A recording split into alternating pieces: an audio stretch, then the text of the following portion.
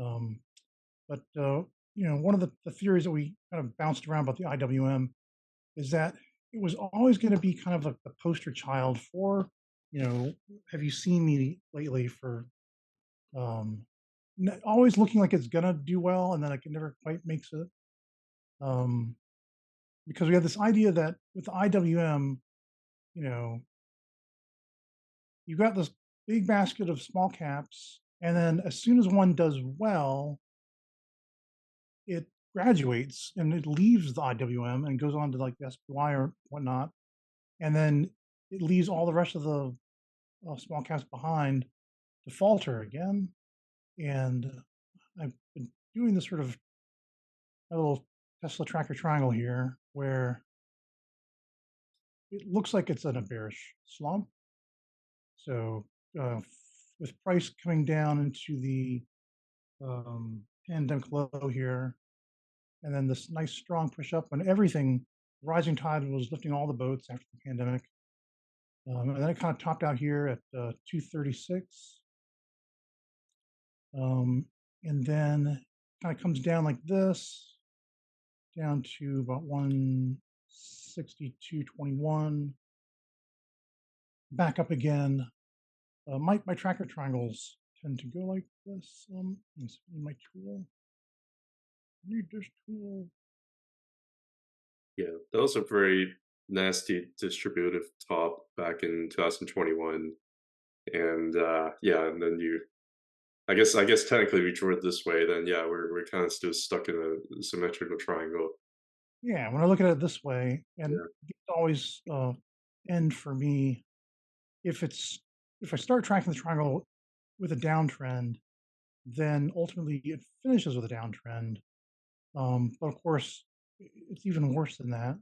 So, actually, now that I'm saying this out loud, it seems kind of silly because when I do these triangles, if it started a downtrend here and it's going to finish the downtrend, it's also supposed to end the downtrend much Woo! lower, much lower than it began.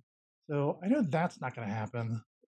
So Are you sure? I mean, if you're bearish, you gotta be having conviction on it.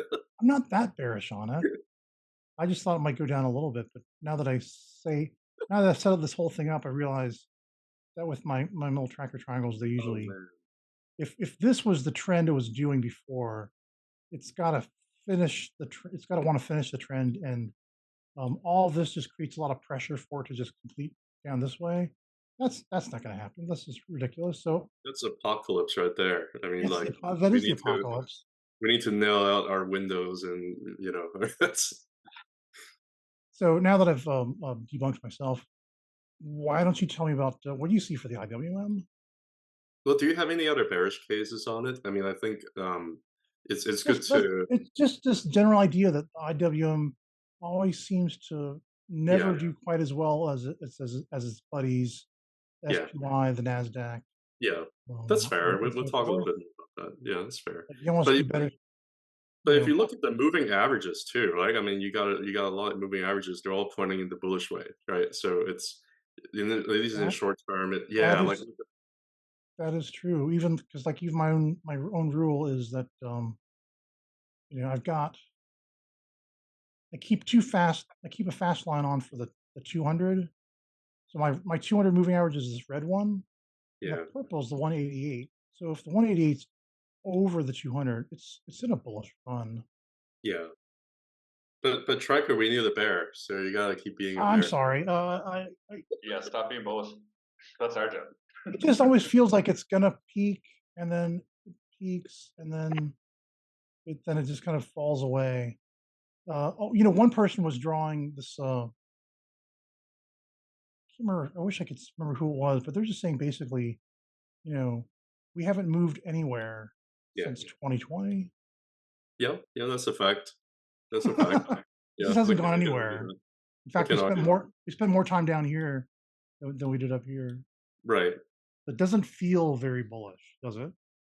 Well, I mean, it depends on what you think, because you're always going to have some distribution, some accumulation, like. But It yeah, I see what you're saying. feels a little like Tesla. Okay.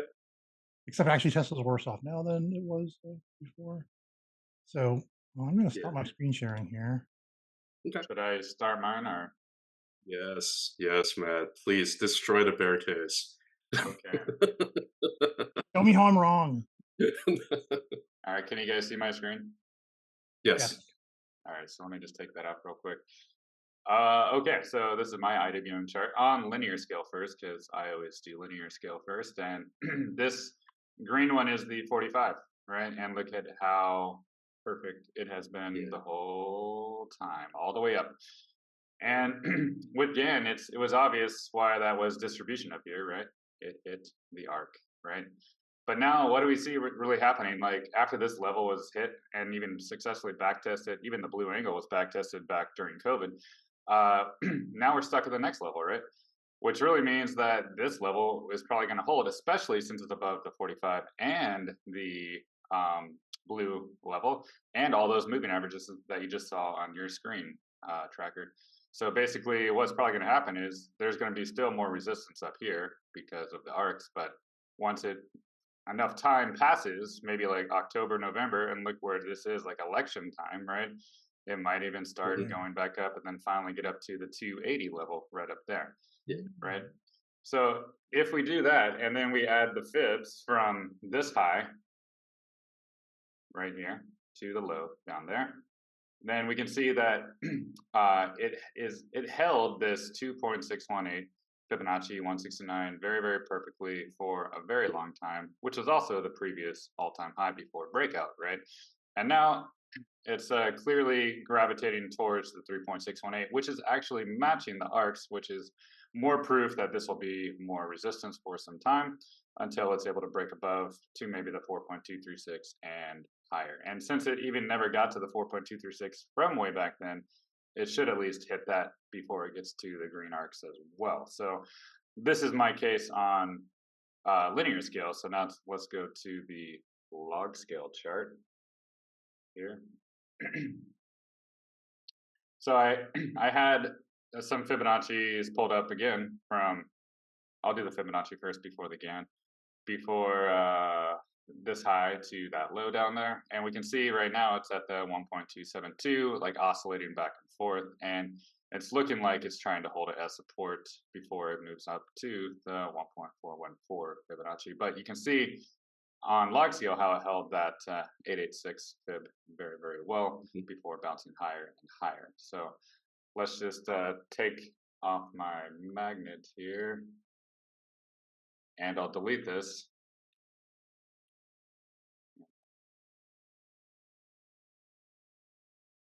So the log scale chart is also telling a very similar story as the linear, right? The 45 is in a different location here, but it's also a very important angle. And it's also at the next level as well. And just like this orange level held for a long time, now this blue level is holding for a long time, which means that it should gravitate up towards the arcs. And even here, this is where the angles on the arcs meet here. It's like 2026, so it's a little bit farther, but it probably will get up to the arcs much sooner than that because we saw on linear scale that time is running out quicker before the resistance levels become less and less resistance, right? So what that really ultimately means though, since we met this one level here for a long time and now we're at this one, that means probably this one will get hit eventually in the 480s in the future, but who knows when. Like if it followed the 45 the whole time, it could take way in the future, like 2033 or whatnot to get up there, but it is a slow That's mover the sometimes. IWM I know. Yeah. Yeah, so if it does follow this 45, it's possible that that could be the scenario here, but uh, the trend is so far your friend, and both linear and log scale are showing that this level is holding, and especially when it has the confluence of an angle and a level, it acts as a more of a supportive zone. And yeah, I don't really see any bear case here unless like it gets up to these arcs and then gets rejected and this goes back down, right? That's the only situation. But since we're not there yet at these And arcs, Tesla. but since it's not there yet, it should gravitate up first anyways, and before it even tries to go down. But because of these Yeah, levels being held as support, I think price will continue to go higher. And even if we put on the Ichimoku cloud here, we'll zoom in. it's still like 100% bullish on the weekly chart, right? It's above everything. Yeah. It's right now. It's just back Yeah, testing the conversion line. And could it come back beautiful. down Yeah, to the baseline, or could it come back down to the blue line? Yeah, I think it probably could. But I think this level, because you can see how important this level is right here, I think it should hold. yeah, So, yeah. It's and actually do beautiful here on the yeah. you have something to show on your end there, Kat? Yeah, I do. Yeah, I actually have a few things to talk about too. Um, anything else you want to share? No? No, I just like every indicator is just showing that it's Yeah, just it's ready to go higher. It just needs a little more time. That's all. yeah, yeah. I'm gonna talk a little bit more. Let me see if yeah, we can stop sharing. I can jump in and we Yeah, can just go ahead and share your screen. yeah. Can you see my screen? Yeah. Yes. Yeah. So the whole idea is I think Tracker is concerned. He's not necessarily like, you're not necessarily bearish on IWM per se. You just think that it's just been underperforming, for many, many years in terms of versus big caps versus, many other things, right? And your rationale is not wrong. The only thing is, has it always been like that in history, right? So instead of looking at IWM, actually look at the Russell, 2000 index, like which goes back even a little bit further in time. So this Mhm. chart here is Russell 2000 over SPX, which is S&P 500 index, right? So you're seeing if it's high, that Russell's outperforming. If it's low, that the SPY, S&P 500 is outperforming, right? So you can see in history, I think there's a little bit of recency bias to say that the small cap indexes has been underperforming because that is certainly the case really since about 2014 all the way up to now, right? So that's been about 10 years, and everybody just can't remember what happened in the last 10 years, as opposed to what happened, 10 years before that, which is basically showing a lot of outperformance with a small cap, right? That's Yeah, wasn't you're always the case, right? you're That's quite just one. right. You're quite right, because I've just been trading for like 15 years. So Yeah, so you have to the kind last of go 15 years says, oh, Russell's never done great versus the SPX. right, but that's not true. Yeah, if you look Yeah. like a little bit further back in history, you'll see that. One thing I can say that is if you just look at the RSI, you can see something that then this is a monthly chart. You look at the RSI, you can see like whenever you start to have a little bit of like a divergence, for example, like you see price. Yeah, see, I already drew this over here. You see price kind of gone up. In this particular case, it's not really price. It's more like Russell 1000 over S&P 500. You can see that as Russell outperforms and it is outperforming under a bearish divergence down here on the RSI, right? Like you can see the trend's exhausting, right? So that really marks the top. I mean, it didn't really become like the top. It kind of came a little bit of a double top before it starts kind of rolling over, right? But I think this bearish diversion that's been going on for like 4 years probably meant something. Probably just meant that, hey, time Russell 2000 over S&P 500 is over, is time for large caps to take over. And certainly that's been happening over the last, 10, 15 years, right? But something else also very similar has happened too over the last 4 years. What you're seeing here is you're seeing that the Russell 2000 has been underperforming the S&P 500, but you actually see a bullish divergence over here, right? So but you're Mm. really talking about like, kind of like a little bit inverse picture over here, right? So I wonder whether or not we're at a juncture where we could potentially have a reversal of the trend, right? Because you always seem to have this kind of oscillation going on based on history Right. and based on this, bullish The divergence. wheel of history is turning. Right. Yeah. And looks like there's a loss of momentum for the large caps versus Russell 2000. That's basically what this indicator is showing, right? Another thing too, if you look at the history of all this, available data that we have, you can see like RSI has really been like oversold down in like the 20s over here for Russell versus S&P 500 3 times, right? Which mark like one over here, and one over here, right? So, oh, sorry, one over here. And then we went, and then the actual ratio actually went underneath with that, but the RSI went up. But these are really like the oversold conditions for Russell, right? So I think very, very possible whenever you have something like this and you have bullish divergence and it went down further, I think that the trend may be ending relatively soon. So that's one thing to kind of pay attention to too, because whatever it is that you think is going to happen, it doesn't always have to end up being that way, right? one last thing too, we're also at a very, very important horizontal zone, you know. So I wonder whether or not this could be. And there's a lot of confluences here, right? Like 4 years of bullish divergence, horizontal zone. Um, I wonder whether or not we're at a pivot over here to potentially maybe form a little bit like a double bottom potentially, and then it might end up reversing. And when it does, it could be pretty powerful. So that's one thought, right? The other thought was I also wanted to show you this too. Is the IWM over SPY? Actually, no, that's not what I want to do. Oh, yeah, I want to show you IWM chart, and I'm going to get rid of the momentum. I'm going to get rid of my GAN because my GAN is not as good as Matt's. So let's hide it. What I'm going to show here is I'm going to show you. I'm going to add um, S&P 500. I'm going to overlay it. Since the induction of the IWM, you can actually see that IWM has actually outperformed SPY, right? Really since like 2000. Wow.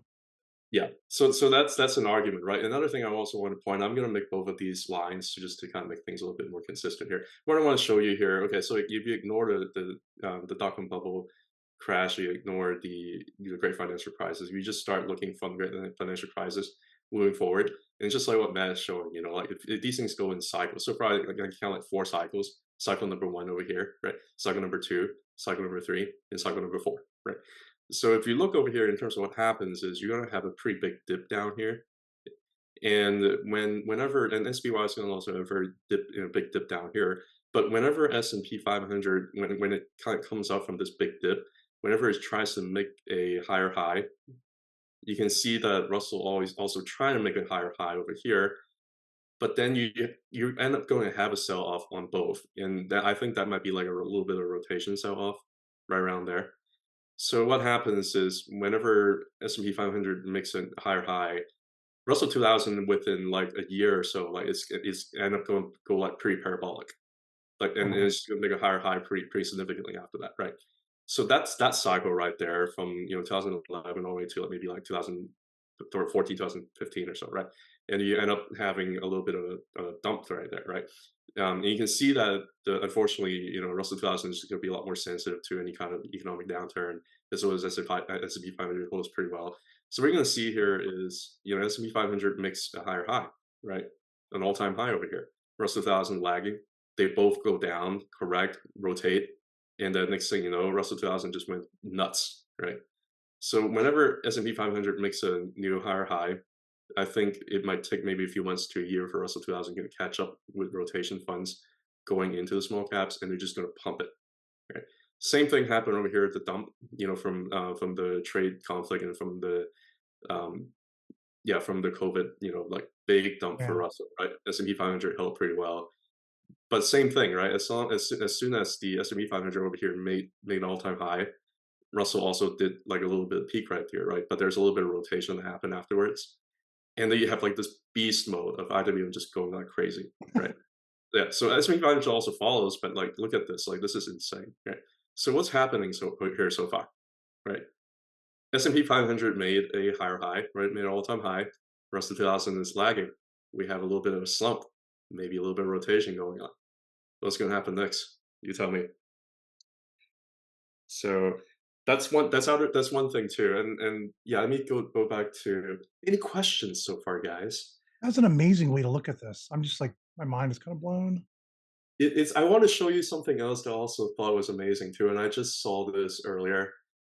You want to look at the money supply, the M2 money supply. Mhm. This data is from the Federal Reserve. So that's the blue line right there. It tells you how much money is available, for a total US money supply, right? It's like completely perfectly aligned with the IWM. Oh, yeah. Look at that. It's like every single time when it dips underneath this line over here, like these are buying opportunities because it's probably going to catch up to the money supply. That's why they print money. Like you're going to have some fears, you're going to have big sell off, but the money printer keeps going and it keeps on pumping up stocks, right? And it just keeps on doing this and it follows this line to a T, even for this big parabolic move up here during COVID. Like follow it to a T, and you have some quantitative tightening over here, follow it to a T, right? Actually served a little bit as a rejection level over there, and right now it's kind of fluctuating around that level. And guess what? The money supply is doing. If you just look at the money supply by itself, looks like it's changing trend, doesn't it? Yeah. Yeah, it looks like it was going down with quantitative tightening, and now you're having a little bit of easing here, right? You can actually look at this with the Bollinger Band. This is like a monthly chart. You can actually look at the Bollinger Band, and what are you seeing here? You're seeing that it looks like it wants to challenge the 20-month moving average. Yep. It looks like it wants to cross back above. It looks like the 20-month moving average is flattening. It looks like Bollinger Band is squeezing. So Yep. Squeezing. these are like absolutely like beautiful. I just saw that and I was like, wow. And that was just like an hour ago. That's what I did while you were taking a nap. Wow. Oh my gosh. And one more thing too, I want to show you a couple other things. Just going back to IWM chart and getting rid of the Bollinger. I'm gonna go back to it just for a second. It probably took up too much of your time. But No, no, no. This is you've blown my mind 3 times already now. Just keep going. Keep going. yeah, I'll keep going. Take it. I'll show you one more thing. I'll show you, like everybody talks about how IWM is rate sensitive, right? This and that, right? Yeah. Okay, let's put up the 2 years, see whether or not IWM is actually rate sensitive. Do you think it's rate sensitive? Do you think that when rates go up, IWM is going to go down? Does it look Hmm. like that to you? No, right? No, it does not. No. It's like, What I'm is like, everybody on CNBC talking about? Why uh, are they keep on getting fixated on the rate narrative? Look at global liquidity. Stop talking about rates. The more you talk about rates, the more I want to buy IWM. Well, it's the same That's- reason why they keep on bringing up Elon's pay package too. 'Cause they want to push things down further. yeah, like why? Why? I know exactly why they're doing it. You know exactly why they're doing it. But okay, I'm done talking about all that. I'm just going to talk about if you believe in cycles, which again I point out. I think so far I point out like 4 cycles after the great financial crisis, right? Cycle number 1, 2, 3, and 4. Each of those, you basically have like a 20-month moving average. Basically just kind of flattening out, and then when it starts to upslope, that's when a new bull trend starts, right? Flattening out, upslope, new bull trend, right? If it tries to go upslope here a little bit before COVID, but it just wasn't able to because of COVID, right? And it went back down and it upslope and it bull trend, right? So far what's happening here in the 20-month moving average, right? It looks like we have a little bit of a squeeze over here too. Every single time before it goes up, you have a little bit of a squeeze, right? You have a little bit of a squeeze, right? yeah. And you also have a little bit of a downtrend that push towards the lower Bollinger Band, right? Or closer to the lower Bollinger Band or through the lower Bollinger Band, and then it goes up, right? What just happened, right? So I think we are ready, and also just price just spending a lot of time closer to upper Bollinger Band here. It looks like it just wants to kind of push up a little bit further and just kind of push up a little bit higher, right? That's what I'm seeing on the Bollinger Band now. I have to talk about the monthly Ichimoku cloud. That's my favorite thing. It is Um, fantastic. yeah, if you look at this, it just looks absolutely gorgeous. What happened over the last few cycles, right? It back tested the top of the Ichimoku cloud, ran for like 3 years, right? Came back tested the top of the Ichimoku cloud, ran for another 2 years, right? Came back down, went through the Ichimoku cloud, but bounced back up in V-shaped recovery, back tested the top of the cloud, went parabolic, right? What happened this cycle so far? Tested the bottom of the Ichimoku cloud, bound V-shaped, and right now we back tested the top of the Ichimoku cloud. So this looks like a lot of confluence in terms of what's happening. And you also can see like the Tenkan and Kishin, the conversion and baseline, the blue and red. When the blue crosses the red, generally good things happen afterwards, right? So you have the bullish TK cross over here, bullish for 3 years, right? Bullish TK cross over here, bullish for 2 years.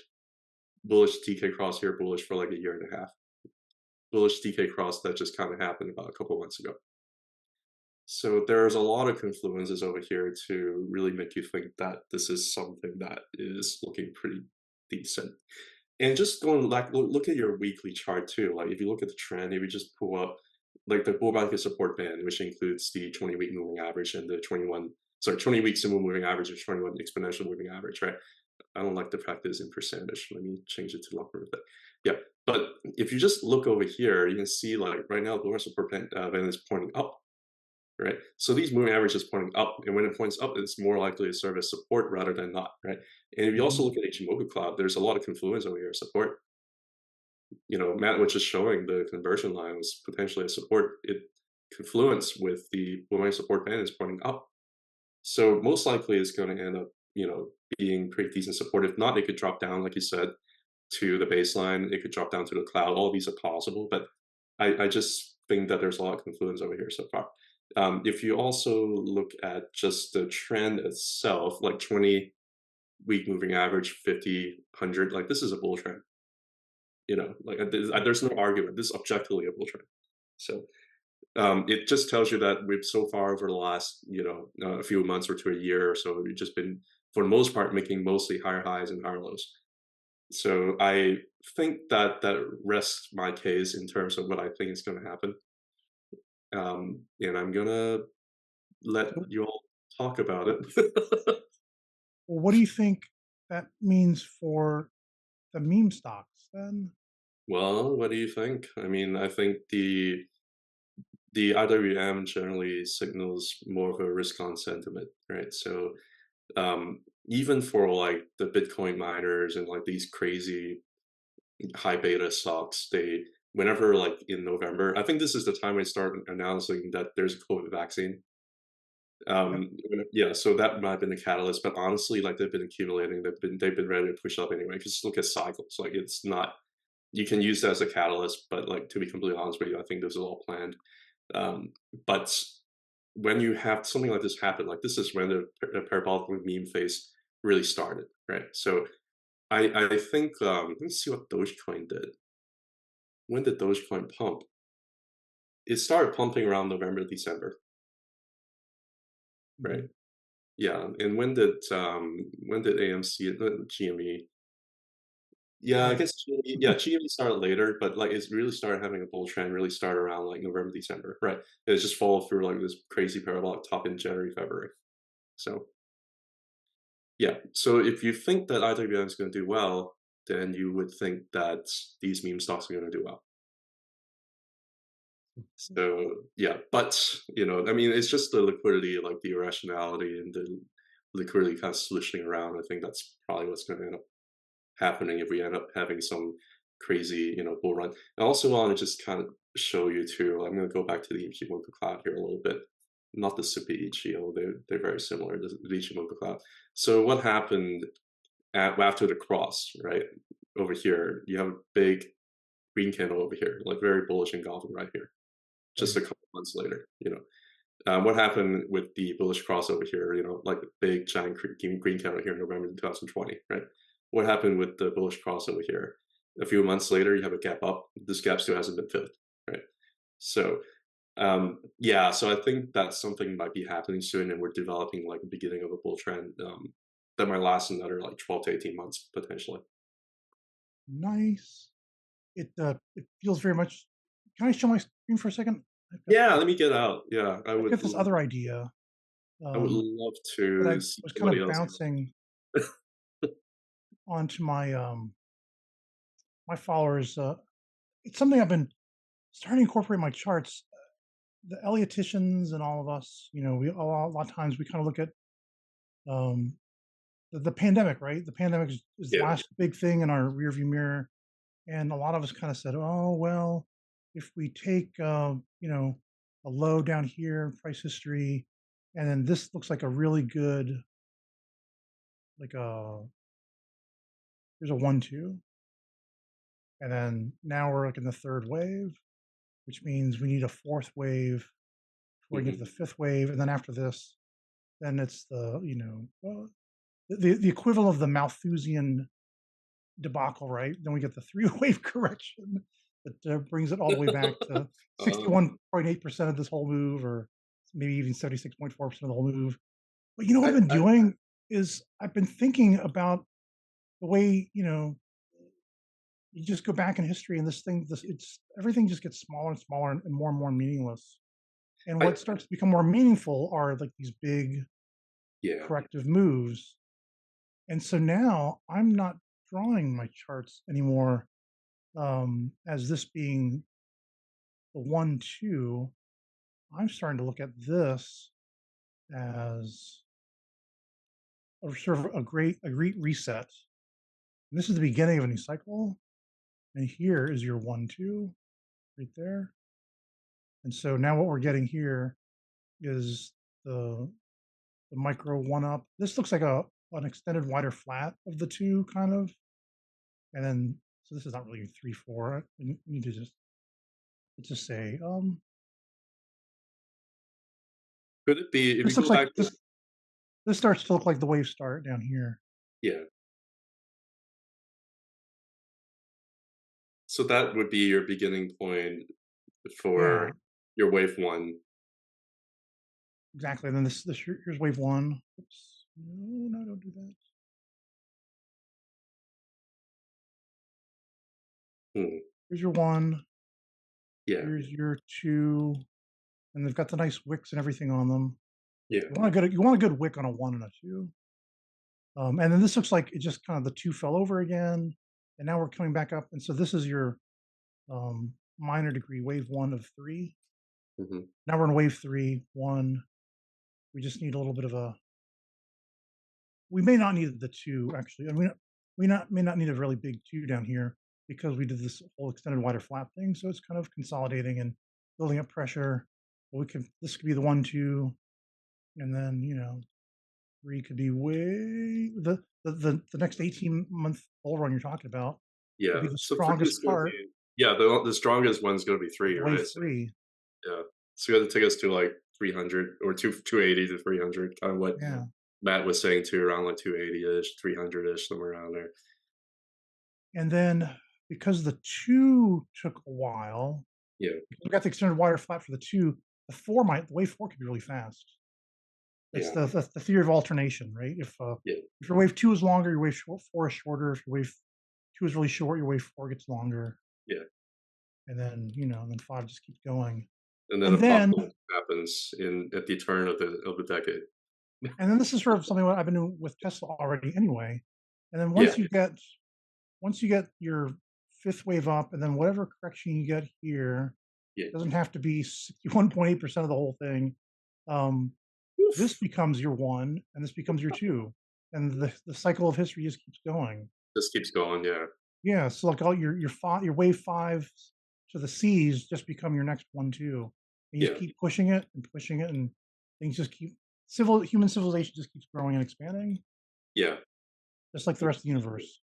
Which is also shown on the GAN as well, like we just keep expanding. So All right, I'm gonna stop sharing now, so whoever's gonna catch it. There you go. Matt, you've been quiet. Yeah, I've been drinking my coffee over here on mute. It's early morning. Yeah. Do you have anything to share? About IWM or what? Or anything, yeah. I mean, I was just we were just kind of chatting too with Yeah. Tracker. We're talking about I think because like I was actually kind of surprised too that Tracker was talking about potential bearish case and he like bought a bunch of AMC. Yeah. I did. I Yeah, first that's I bought So like I, 100 AMC for fun, and then I kind of got serious and bought 1,900 more shares. And I have 2,000 shares of can you show AMC. us your bullish case for AMC Tracker? Yeah, I'm yeah, I'm curious. sorry. I should bring. yeah, I'll bring my. yeah, you can pull it up. Yeah, please pull up your AMC chart. I'm curious. I mean, I also bought like a few shares of GME for fun because I do see some bullish things about GME as well. But So and if here I am again, pretending to be like the great Matsby and trying out Gann charting. we're all pretending to be a great man speed I know. tracker. Well, Yeah. we're aspiring, right? We're aspiring to be the great Matsby with Gann Well, the charting. thing is, like with GAN, it's not about eyeballing it. It's more mathematical. So once you guys Yeah. figure that out, then it'll just pop up magically. But it's all in my trading course now. Woo. He's trying to get us to buy his course. I think I might have to. I think I I think don't I think might have to too. Yeah, I'm I'm not curious. gonna be able to avoid it. Yeah. So yeah, just basically after again, I'm always looking for a nice 1-2, and AMC wasn't doing anything for a while. Then suddenly these are 4-hour candlesticks, and so here's the big Yeah. the lean into the screen by what's his name? Rowan Kitty. Yeah, and so he sort of leans into the screen, and then AMC GME pops up first, right? AMC Yeah. is like one step behind. So Yeah. AMC falls up, comes up, and Yeah. then falls off. and I was just looking for where's. I started buying about just over $5 a share, like 5.40. I bought a couple, I Yeah. bought a few more, and then bought a few more, and bought a few more. Oh, so I think my you average cost. actually You can see here my accumulated. Huh, yeah, interesting. my average cost is 5.15 Yeah, for the 2,000 shares that I bought here. yeah. And as long as $4.18 holds, that was the low struck right here. And here's my zero fib. So this is my wave one goes way up here. That's wave one. Wave two down to here. So if Man, 418 holds, yeah, then this could go. Let's see. Do I have this? Yes, I do have it locked. man. Go to 1212, 807, Yeah, 1855, yeah. 1458. And these are the subwaves for the greater wave 3. Yeah. Exactly. And then 28.95. Then we get Wow. the obligatory correction down to Wow. maybe 1356, and that Yeah. just keeps going. I don't know if it'll keep going, but I do have. I've got 72.54 here. Do you think it's gonna happen in that time frame? I mean, like, you're talking about No, my charts never explain time very Got it, well. got it, got it, Only price points. So got it, got it. it's Yeah, kind of neat. If 418 holds, then we should get 1212. yeah, If 807 holds, then we should get 1855. It's kind of yeah. cool like that. Mhm. And of course, any things can fail at wave two. Things Yeah, could things could fail at this wave too, right? We might not get anything. This just falls off into yeah, oblivion. But if we get this wave one up, this wave two doesn't die, then we will get 1855. And then if we don't lose the whole thing, comes apart at the wave four here, then we will get 28.94. I've got my yeah. whole degenerate gambling plan here, which was if I just bought like a little bit, bought 166 shares at the beginning, and Mhm. then I managed to sell off like a little less than half of it at $26 a share here. I'm not even going to try to get 28.94. I'm just going to try to sell about 26, Yeah, and then now I've got all my money back from it. I've got a little profit and 100 free shares, and so I kind of did this plan. How many times have I done it now? Looks like 5 times. I did this plan 5 times bigger. I don't know. It's just if it gets super crazy when you see 100 or yeah. 250, then it gets crazy. Risk 1,000 to make 12,000 is There the there's generate. there's no such thing as free money, but I don't know. Do you guys want to keep going and talk about your AMC charts, or is it yeah, a little yeah. premature? Matt, do you have one? I'm sure you do. Yeah, I do, but it's not anything special, That's really. fine. I wasn't thinking that we would talk about AMC. Yeah, Yeah, I mean, but yeah, I can go I for don't, it. I I Yeah, don't can pull mind it up showing now. my crazy Elliott wave charts because it shows yeah, no, possibility, and if 418 doesn't get broken, this is what yeah, could happen. yeah. It's just kind of Yeah, neat like I can share mine real quick if you guys want. that. Okay, I'm Yeah, gonna stop sure. sharing. Yeah, always like to hear because I think I see like similar things as you do, Matt. Like it's not it doesn't look as good as the GME chart, Yeah, right? I'll pull up GME too after this, but Yeah. you can see my screen. Yeah. Yep. Yep. Yep. Okay, so the thing with GAN is you need to go from a pivot low, and the only pivot low you can use is this one that just happened. So that means GAN is not really that useful here, but it did mark the wick up here, really. You know, it wicked down. Now it's just writing these angles, but the thing I don't really like is when you go onto the daily Ichimoku here, is it's still stuck under the convergent line, and which is going to put pressure on it. Probably going to go back down to the cloud, really, which is maybe Mm. 378 or so, or maybe even the bottom of the cloud at like 321. So if you're going to take a stab at it, I would do it in this range here because these angles don't really look like good support at all. Because the previous breakout range would be within the cloud, like right here, right here. You know, that's what It's I'm most seeing likely for go me. back to that green line, right? Center Yeah, the maybe like this 45. green angle here, or even like that green Yeah. angle. But usually after a breakout, price doesn't just float in the middle of nowhere. There's really nothing here except for over here. But usually I would think it might, you know, maybe get back down to the previous breakout range here. And it's possible it could just bounce at the top of the cloud here and go up. But Uh, I just don't really think it's as good of a case as GME, and I can just pull it up real quick too if you guys want. Yeah. Yeah, I mean, I agree that the potential the Jamie chart looks better. Yeah, so GME on the daily, it's still stuck under the conversion to baseline two for the Ichimoku on the daily chart, but Mhm. right here. But when we go to the weekly chart here, we'll pull up, and this is like that YouTube short that I made that you don't want to buy resistance, you want to buy support, and it Mhm. so far is holding this angle pretty nicely. It even wicked down to almost the bottom of the cloud, so that would have been a great like buying opportunity, which is probably where you bought some cat right in this zone. Yeah, I end up Yeah, buying, like, around a yeah, little bit below the cloud, yeah. yeah. But now, like, if it closes the week above this angle again, then it could just continue higher again. So this Yeah. looks like it could have been a successful back test right there, and looks like it could be ready to go up. But the thing is, with the baseline up here, it still could be some resistance as well in the 37. So, but that's still pretty good profit if it even went up there, you know.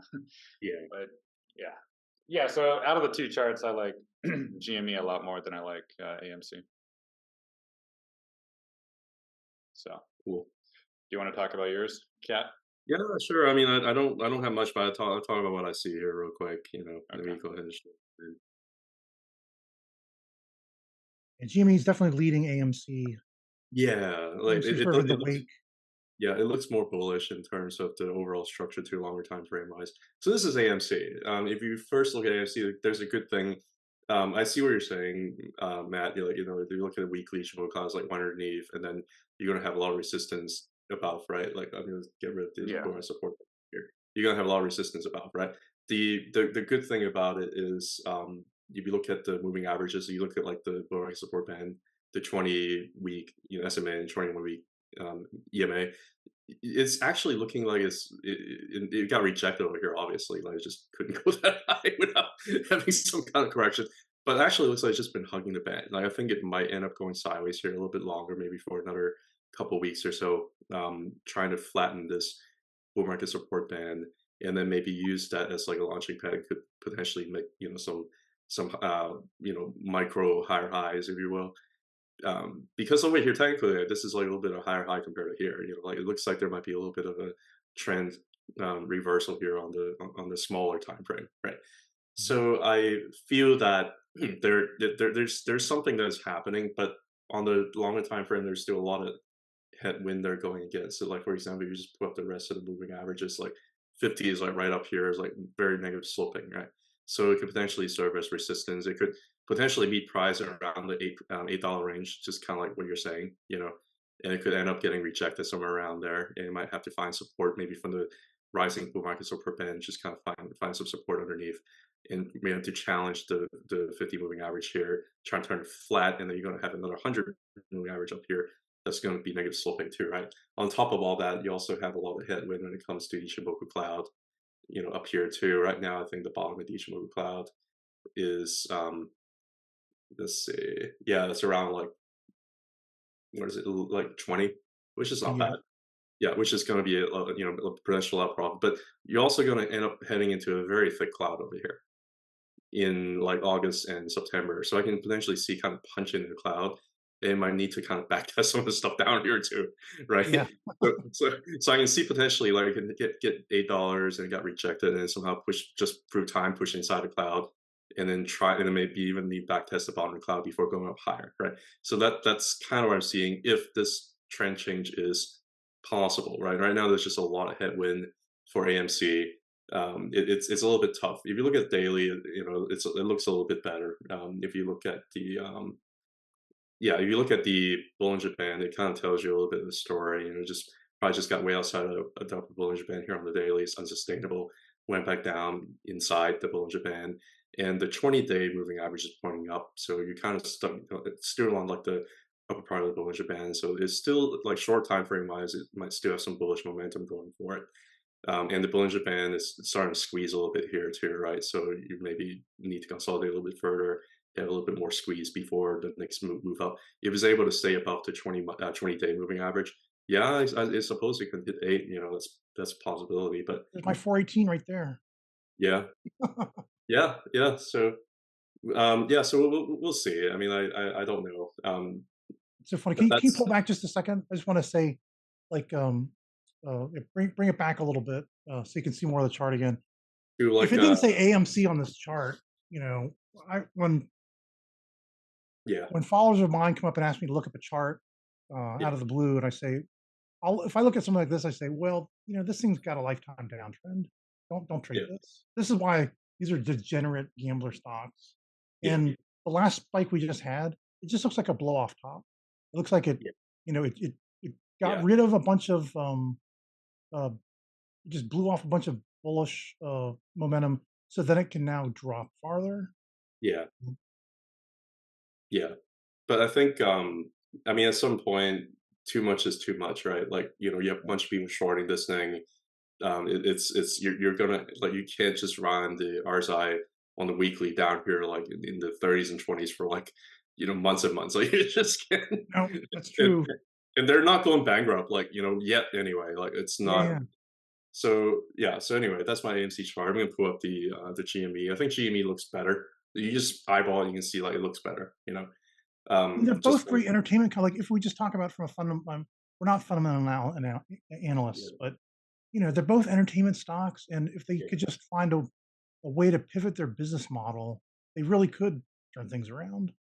If they can, and I do believe so, but I think whenever you have some capital coming in and the CEOs are not really that kind of mindset to come up with, like they're not the board and their CEO, they're I don't know. It's going to be hard to capitalize on these things, right? Yeah, The one good thing I like about the GME chart that I didn't see with AMC is this. You can see a very nice weekly Bollinger Band expansion. Like this is a very, very bullish kind of look to it. It looks like there's a lot of very impulsive price action to pull the Bollinger Band open. And the median, the 20-week moving average is pointing up. So it tells you that this uptrend is probably going to end up keep on expanding. It's probably going to end up keep on going up. That's what I'm seeing, you know. yep, that alligator And looks right really now, hungry. yeah, the alligator's mouth is like totally open, right? Upper Mhm. lip, lower lip, the tongue's pointing up. It looks hungry. Right. And basically, simply, like, I just went way outside Bollinger has come down, it back test something, right? Which is the Ichimoku cloud as Matt was showing. And then you basically going to gravitate to the upper Bollinger Band if it's a bull trend. And you just had a very, very nice higher high over here, right? And this might have been the higher low that you're talking about. Maybe it goes back down and form another higher low. There's no guarantee. Because if you look at the Ichimoku cloud, certainly it could be coming down and back test the bottom of the cloud over here around like 16, $17. That's entirely possible. And that would also be where a 20-week moving average is pointing up, right?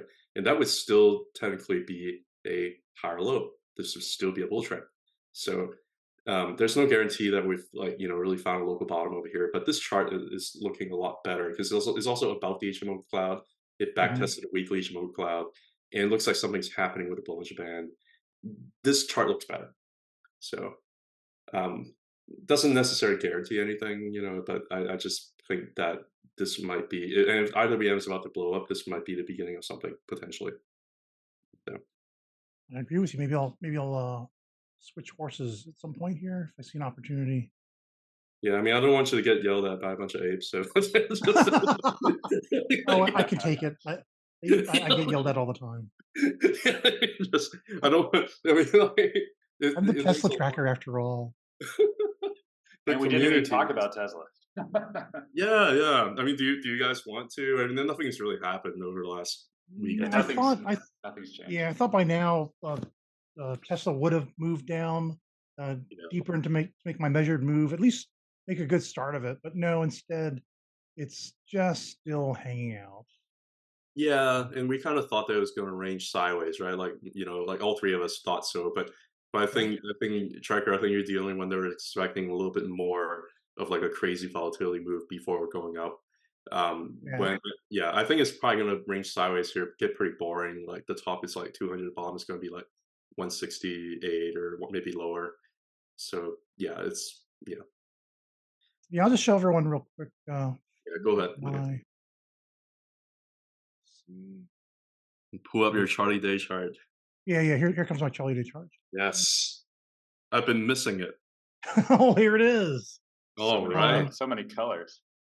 I know it's a pretty chart because you pull back far enough, and then all the blue background is my larger degree triangle Yeah, that I'm tracking here.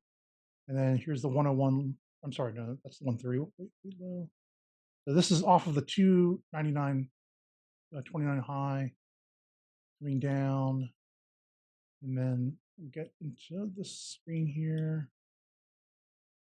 So we just had this second bottom that I kind of predicted maybe a month ahead of time, a month too early and $5 too high.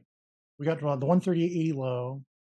Uh, Price came back up here, tried to, it just towed the line right under 200 and couldn't make it. Fell back down. And then what I'm calling for with the people that are following me is that I think we're going to measure move here. This A wave, you can take the length of it and just we found here's the end of the B wave, and so you just stick it right here. That's what they call a measured move, and that gives us about 156.07. And everyone else is saying, "Oh, look, it's we went up, we came down, we found support. It hasn't made a lower low than the 167.50, so this is gonna keep going up. Everyone thinks it's gonna go up, and but, yeah, I'm still holding out for. I think we're gonna get one more push down, and some sort of similar to what you had on that chart, where you had the two lows. Wait, back to this one,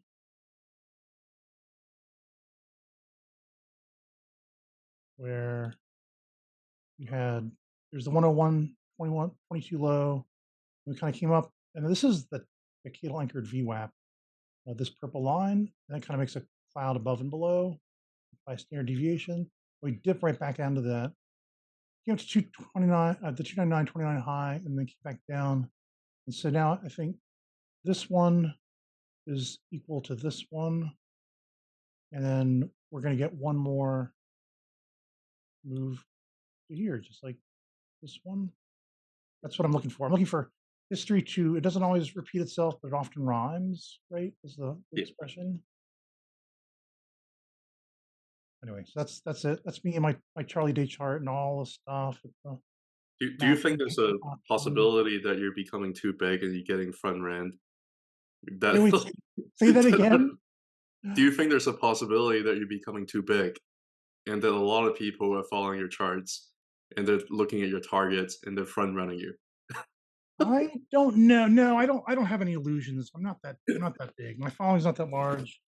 Okay. Tesla's an enormous is enormous market cap, and I just Yeah, I'm just sitting here in this tiny little corner. I'm like fair. a little house I'm just spider. I'm just You trying know, to boost your ego after you woke up from your nap. That's all. I'm like Charlotte and Charlotte's Web, and it's like drawing. That's some pig right here. Yeah, I believe I believe we can. I believe I can help retail as many retail investors and traders as I can get together yeah, under my wing and try to help them make more money trading all this crazy volatility with Tesla. yeah, And there's just this is the tip of the iceberg. It's gonna get bigger, yeah, and there's more and more runs up and down, up and down, up and down, and if you can trade the whole journey and yeah, make money the whole way. That's my idea anyway. yeah. I'm lazy. I just like to buy under like 200, and I Oh yeah, anticipate. it's Yeah, much easier, right? You just like buy yeah, you buy the bottom, you buy the dip, and you just wait. yeah. Like if it dips down further to 150s, yeah, I'm gonna buy more shares. But like there's always a possibility where it doesn't hit. It's always tough, like you said. All right, I'm gonna But stop my screen sharing here. I'm not sure who's gonna pop up when I do that. I guess Matt. Matt yeah, screen. yeah, I can show mine real quick. I mean, I don't have Okay. much, but basically, last time we were just saying that we're hitting the bull market support band as resistance, right? And sure enough, it's been serving as pretty decent resistance over here. And it's Yeah. just kind of basically crawling, underneath of it, building up some energy. It probably would end up oscillating around and turning it flat, before pushing up. I don't know how far it's going to go down, to be honest. Some of the lot other targets I was looking at, could it be like one, around um, yeah, like 170 to 168, somewhere around here could potentially be support. it could potentially break down a bit. But like right now, you can see like it's been ranging between the weekly conversion line and the bull market support band. You know, it's just been boring ranging, and the volume's not very high. Yeah. So yeah, it's not gonna happen. Like you said, there's a vote that's coming up in a couple weeks. You know, there's this is not gonna be sustainable. There's going to be a big move, but it may not happen for about a couple weeks potentially. So that's kind of what I'm seeing. It's just ranging. There's nothing else I can really say about it at this point. So, Yeah, but the let's see. Tesla spent the entire day today just like ranging. Yeah, We're kind of stuck between 180 and 170, and and yeah, as the time wears on, I start to tell people, "Well, just remember, there's a much greater risk of upside than downside from here. yeah. So I following think so. me, following me looking for lower is Yeah, risky, pretty risky.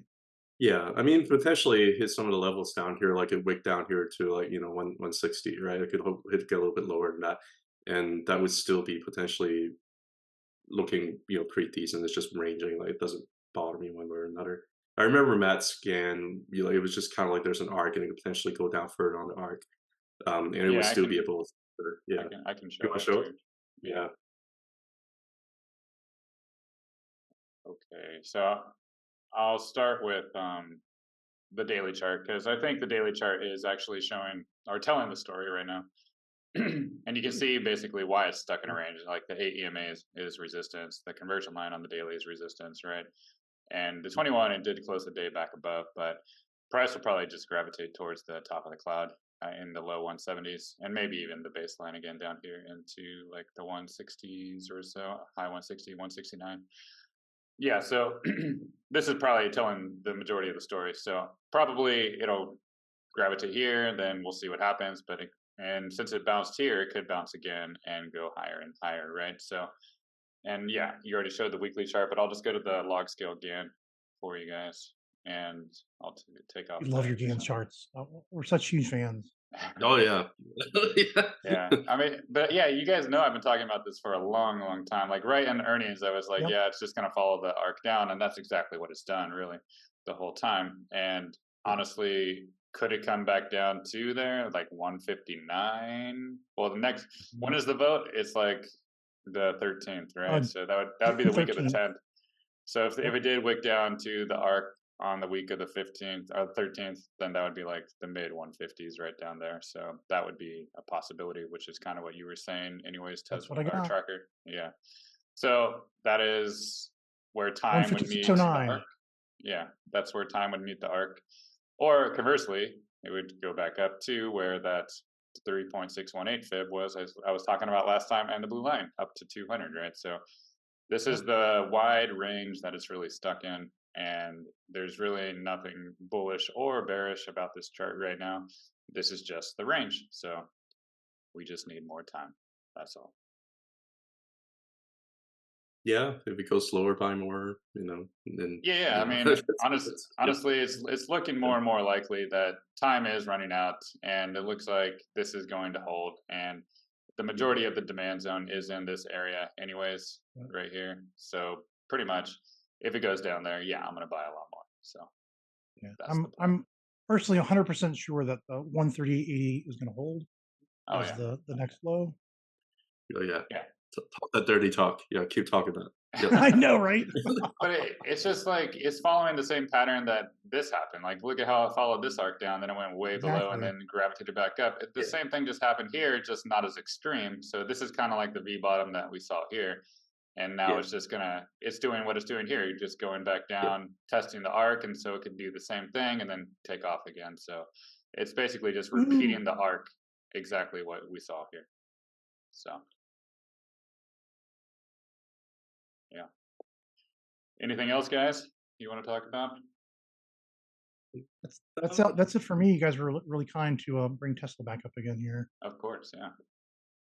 yeah. No, I think I'm good. I'm going to try to pull up the institutional accumulation data that's giving me a little bit of pushback here.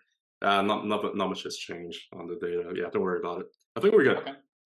All right. Later, I'm going Well, to go back over that section with the Cantonese cat going over the IWM again. That was pretty amazing doing the comparison with the So It's you just fun. you got flipped Yeah. from bear to bull now, right? Oh yeah, no, it looks fantastic. It's it's all coming around full cycle again. Yeah, Nice. I have a way to flip bears into bulls, and then and then it doesn't work out, and and you Then end up people getting blame you. right, and then you backhoe together with me. So I'm sorry. Yeah, No, it's really cool. Your IWM over SPX or SPY. It yeah, makes sense. It looks like an RSI basically, just kind of yeah. going I think from it one tells to a zero story. and back, I think it 70 to tells a 30 and story. back. Yeah, it's fun. Like mess around with it. See what you think. Let me know. I love it. Well, Yeah. thank you guys so much. I really appreciate it. Yeah, no, thanks for having us again. Thank you for being the leader that you are. So And fun. All all right. right, Thanks. guys. Un- Have a good one. Until Take next care. time, everybody. Yep, that's All right. right. Bye bye. Yep. Bye.